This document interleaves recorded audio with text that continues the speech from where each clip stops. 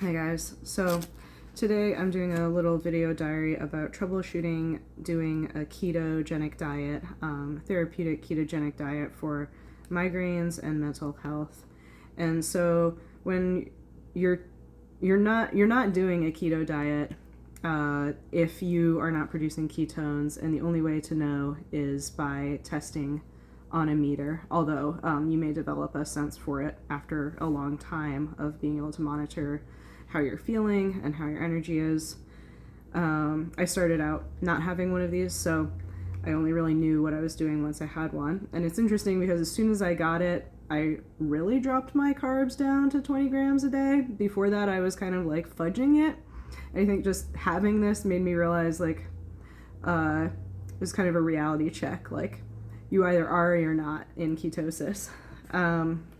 So one thing is probably my protein has been too high. I sort of tried to mix and match recommendations, and I liked the idea of taking in enough protein to build a lot of muscle, and I was thinking about women in perimenopause and recommendations for protein. And one recommendation that's out there that I've seen is for doing a gram of protein per pound of body weight, or of ideal body weight. To me, ideal body weight is a little heavier than what those websites would suggest, because I want muscle. I don't just want to be skinny. So I tried a pound of protein per pound of ideal body weight, and that is way too much to be in ketosis. And that is that holds out. That theory holds out if you look at work on keto for managing reducing growth of cancer. If you look at keto for serious mental health issues where you cannot fall out of ketosis, you need to be producing ketones. Protein can be converted to glucose, and sometimes you see mixed messaging out there. It can, for sure. Otherwise, how would you explain the rest of this? So initially, the most ketones that I produced was when I went on a sardine challenge. And sardines do have a good ratio of macronutrients, pretty good. We've got, this is a can of sardines in oil. Another way to do that is get sardines in mayonnaise, or in water, and add mayonnaise is a nice way to increase the fat. So we've got 12 grams of fat, 22 grams of protein, and they're assuming that you've drained off most of the olive oil, but of course there's still some there. 0 grams of carbs. However, I did the sardine challenge, and on some level I felt good, but my energy was terrible. And there's two reasons why that could be. One is that you can be producing ketones on the meter, but not be fat adapted at all. So you can have most of the cells in your body still are having a really hard time making the switch from burning carbohydrates to fat, and that can take a few weeks of staying consistently in ketosis for your mitochondria to get used to burning fat. But there's another reason why I could have felt pretty bad, and it seems like this may hold out. So sardines are, and any type of preserved meat is high in histamines. It could even be if you left leftovers of cooked meat in your fridge for a few days. Sometimes it makes a lot of sense now when I look at it. The foods that I began to eat when I went keto are all high histamine, because a lot of them were preserved proteins, because preserved proteins are very handy. Like, you can just grab one of these out of the cupboard and you don't even need to cook. These are great for on the go. Even hard aged cheeses are high in histamine. And so the way that histamine apparently works is you kind of have like a histamine bucket, and it fills up, but it has a little release. So you eat something that has a lot of histamines in it and it fills up a bit. But if you go back to eating fresh food, it sort of drains down. But if the rate that you're taking in the high histamine food exceeds the rate that it's your body's processing it, then your bucket overflows and you'll feel crappy. But my symptoms don't exactly match what people describe as histamine intolerance. Mostly what I was experiencing was just extreme fatigue. So could be just fat adaptation, but so when I started out with like a lot of cheese, a lot of jerky, and a lot of sardines, and I've switched now to a lot of eggs and a lot of ground beef and ground lamb and ground pork and some sausage. However, that's another mistake, is there's a lot of sausage out there that has fruit or has other sweeteners in it, and so you need to actually know what is every ingredient in that sausage. But nonetheless, and some sausage can be aged, or if it's smoked, then if it's smoked, you're getting more histamines, like smoked salmon as well. So I've switched from those high histamine snacks to eating fresh stuff, and the symptom of the extreme fatigue totally went away. So it kind of seems like I was reacting to just the amount of histamine. Not that you can never have these things. The other thing is that another food that some people start to eat a lot of when you go keto might be nuts and seeds, especially the top nuts in terms of the ratio of fat to protein and carbs are like macadamia nuts are wonderful, super high fat, and they also, to me, it seems like they don't have as much of like a protective coating on them that contains things, anti-nutrients that are trying to protect the nut from your body so that the nut could actually grow into a tree. So we've got, and then similarly walnuts, in real life, walnuts have a very hard outer shell, and so that protects them, and so the inside walnut doesn't need to have as much stuff on it that would make animals like us not eat too many. And those are also great high fat, great nutrients. And then there's like hazelnuts, those have a little more of a coating, and pecans have a coating. And then also apparently some nuts are easier than others to go rancid when you roast them, if the temperature is too high, or at least for the fats to break down into something that's bad for you. So I was eating more nuts and seeds than normal, and I was trying to do a process where you that, like, this is not the best example, but like pumpkin seeds, these should be pretty easy to digest of all the nuts and seeds, but good stuff. So I was trying to process the nuts, the hazelnuts, the pecans, the walnuts, by soaking them overnight in salt water. And I believe this comes from the Nourishing Traditions information. Soaking them overnight in salt water, and that is supposed to pull off a lot of the anti-nutrients, the things that, or they sometimes call them digestibility reducers, that keep the mammals from eating every single last nut. And then I was putting them in a dehydrator, or like very low temperature oven, to dry them back out and crisp up. But even with that process, and then particularly at one point I got some peanut butter, and I was like, yeah, I know people say peanuts are legumes and they're not nuts, and yada yada. Also, I've tried like some tahini and some almond butter, but I felt particularly bad when I brought that peanut in, and I was wondering why, because I've never thought of myself as having a peanut allergy. And so I learned that peanuts are particularly high in something called lectins, and also in most of those other nuts are also lectins, although there's some nuts are higher lectin than others. Apparently the seeds and skin of nightshades, meaning tomatoes, peppers, and eggplants, also contain lectins. However, if you've met a real traditional Italian sauce maker, the seeds of skin of the tomatoes are removed in a really good sauce, and so it seems like people have known this for a long time. Anyway, I felt pretty crappy when I was eating nuts too, so I've ended up just really simplifying. Unfortunately, even things like butter can have lectins in them, which is such a sort of a handy go-to when you're trying to increase fat in your diet. So I've kind of had to face the music that really, I'll show you my list.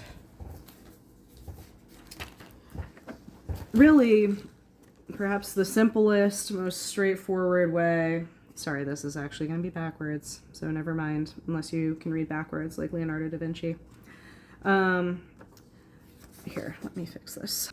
All right, so if you really want to get great fat in your diet, you kind of need to go ahead and try to find a butcher or a local farm that might give you some handy, cheap, or free beef fat trimmings. That's a good one. Or maybe some bones. There's things you can get cheaper than others. Maybe some suet. Trying to kind of save money. Ground beef is really highest percent fat ground meat. That's major. Chicken thigh is excellent.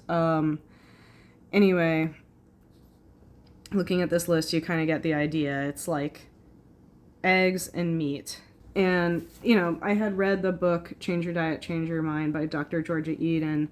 Frankly, I had kind of ignored some of the nitty-gritty of lectins and histamines because I thought, I've never had any specific issues with foods that I know of besides lifelong difficulty with sugar and carbs.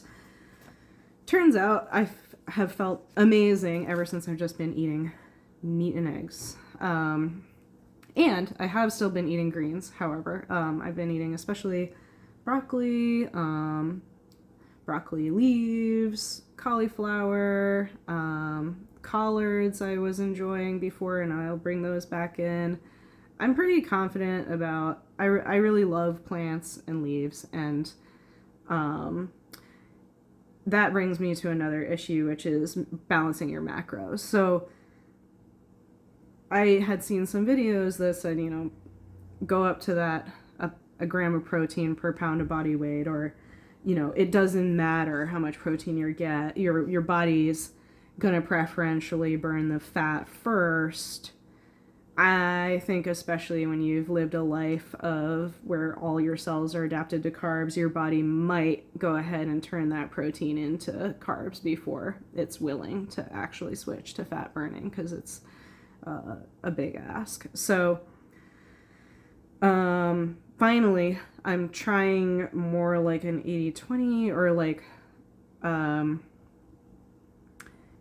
85% calories from fat, 5% from carbohydrates, which is where the greens come in, because they're a good way to fill that. And if you don't do that, you're gonna just have to eat even more fat, which is well above 200 grams of fat a day.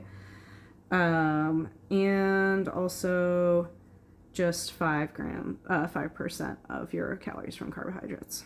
So 80, 10, and 5. And so we'll see how that goes, but I've struggled this whole time. It's been like months of just, believing this thing that's presented online and then trying something else. And it's like, go back to the people who are treating like schizophrenia, cancer, epilepsy in children. Like, they're making sure they get this right. People who are just doing weight loss, and they're not necessarily trying to actually like reverse underlying issues, may not be as reliable, frankly, in terms of the like high level medical approach to your nutrition. Other things, I I did try not to take supplements, and then I learned that when you haven't been eating meat for a while, one of the reasons you might feel good at the beginning of a ketogenic diet and then kind of crash out is that your body is not used to producing enough of an amino acid that is called carnitine. And here what I have is a supplement for that called acetyl L-carnitine. And if it's possible that your body just can't produce enough of this yet, and it might take some time of keto adaptation, and I'll be very curious how long, because I certainly would like to just not have to take supplements. But when I introduced this, it's 500 milligrams per capsule. I slowly worked up to 4 capsules a day, so that puts me at 2,000 milligrams of acetyl L-carnitine per day, and that seems to have really evened out the energy issues that I was having, although it could have been the histamines, we don't know. And then I am also trying this, it's another amino acid called NAC, N-acetylcysteine. So cysteine is another amino acid, and this is generally used for like an acute thing. It upregulates, it provides some of the material needed by your body to produce some of the most potent antioxidants that exist in our biology. And reasons that you would take something like this would be, for example, an acute respiratory situation, like respiratory infection, or people who come into the ER with severe liver issues, for example, from too much alcohol. And so this has been taken for a long time for that. So it's sort of like known to be safe in the short term. And I had this like residual lungy cough from having flu B twice this winter because I'm an idiot and didn't get vaccinated. And so I have been taking some of this to hopefully support getting over that respiratory infection. And it's pretty interesting because if I miss a dose of this, I'll be coughing. Or like when it's been several hours since I take this, I'll cough, and it's almost like on cue. I would like to know that my body is actually healing from that and isn't just dependent on this. You don't want to like down-regulate your body's own ability to put itself into this state by taking something. So it's all a big experiment, which is sometimes frustrating, but also really interesting.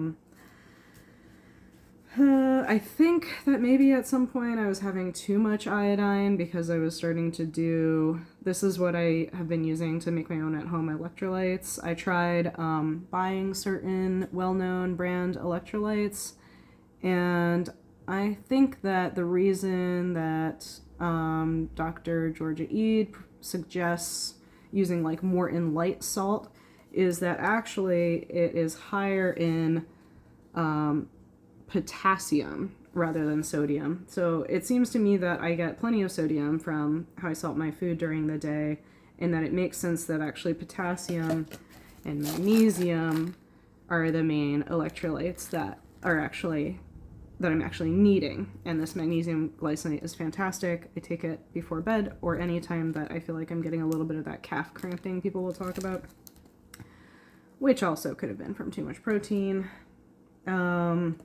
I was getting a little bit of foamy urine, which could also be too much protein, possibly. And I also have had like some gallbladder slowdowns where your right shoulder blade will hurt because your gallbladder is trying to put in all this effort to breaking down fat that it's not used to. So chewing your food slowly and mindfully is major because it helps just like prepare the food so that the rest of your digestive system can actually handle it and is prepared to handle it. And digestion begins in your mouth with the enzymes in your mouth, and they are actually important. So try not to skip that step. And another mistake that I have made is over working out while trying to transition to ketosis. I think I probably killed a bunch of mitochondria because they were starved to death. But that's okay. Your body can make more. It just takes a little time. But really into the like walking, going on a nice, like, some people wouldn't call it a hike. I would call it a hike, just like a nice walk in the woods for a couple miles or something. It doesn't have to be extreme. It doesn't have to be the steepest slope. Like, just go for a walk. And sometimes I can actually feel the switch of when the ketones start pumping. It's almost like I feel like it feels like getting high, just, which is why I'm still trying to do the keto diet, even though it's obviously kind of hard. If I was telling someone else what to do now, what I would tell them to do is slowly lower your carbohydrates from, like, first of all, log what you actually currently eat in an app and see where you're at. Slowly lower your carbohydrates. I would suggest maybe consider the concept of like hyperbolic tapering of your carbohydrates. So hyperbolic tapering is something that people have figured out with tapering off of serious medications. And it's like, okay, you started at like 250. Well, your first drop can actually be pretty steep. Maybe we could go down to 200 carbohydrates. Like, this is a made up thing that I made up, so this isn't like, but this is an idea. Then you kind of got to ease off that curve a little. So next drop is maybe a little less. Like, now maybe you're going to like 180 or something, and then you're going to like 150, and but so you don't, it's like toward the end you keep in like a little bit to not freak out your body with a massive change at once. So I would say, like, you would just gradually swap out like one of the foods that you eat in a day. Like, you'd be like, okay, I'm going to replace my typical half box of crackers with 2 yellow crookneck squash. And then, like, in a couple weeks, the 2 yellow crookneck squash are going to be leaves. And maybe I'm going to swap out my cereal and milk for cereal and yogurt. And then I'm going to go to a lower carb, 0 sugar cereal with yogurt. And then I'm going to do eggs. So like, you would taper over time, but also, now that I know, I would really advise people to not do too many preserved proteins, and to just be aware that lectins exist in nuts and seeds. And maybe just, I think I would suggest to someone to go simple as soon as they can. Just eat meat, eggs, and leaves as soon as you can, and prepare your spinach properly, as some folks are aware. Boil it and really squeeze out those oxalates, and I'd say go really simple like that. Meat, eggs, greens, and then slowly reintroduce things like some jerky bars and some sardines. Get some nice vitamin D and calcium and everything in their bones, and then maybe try the nuts and seeds. Certain conditions you can't do dairy, because dairy turns on a kind of growth in our body, which is what they're intended to do for animals. Although I wonder if sometimes if you ferment dairy, the bacteria have like eaten more of the sugars, and so you're not doing the paired sugar and fat that initiates growth in an animal. Growth is great, but like, when not for things that you don't want to have grow. So that's some of the troubleshooting. I mean, there's like the social troubleshooting, there's when like a very sweet parent and their child offer you cookies that they home baked today. And you gotta think like, okay, as much as I want a role model for this child, like welcoming of food and accepting of hospitality and being gracious about what's given, it's also not a bad thing to model for a child, setting a boundary and respecting your own health, and even to just show them that not everyone goes crazy over sugar. It's not like the most amazing thing that ever happened to anyone. And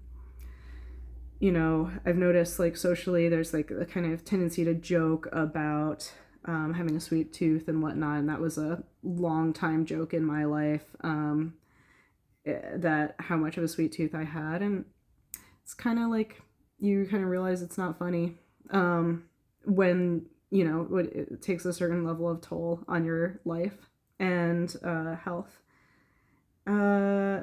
There's certainly a lot of people who kind of like will maybe like worry about it. Like, is this safe? Is this healthy? And in fact, it can be not healthy if you're not referring to legitimate sources. I like Metabolic Mind, Dr. Georgia Eads' book. I like looking at the work of researchers. I think I've heard good things about Dr. Volek and Thomas Seyfried, and you can kind of suss out who is who's having to deal with really serious conditions with their patients, and the research is out there. Really, like, there is a lot of research out there. As much as people say there's not enough yet. And then there's the study on the lean mass hyper responders. That's pretty. Those people seem pretty legitimate too. So yeah,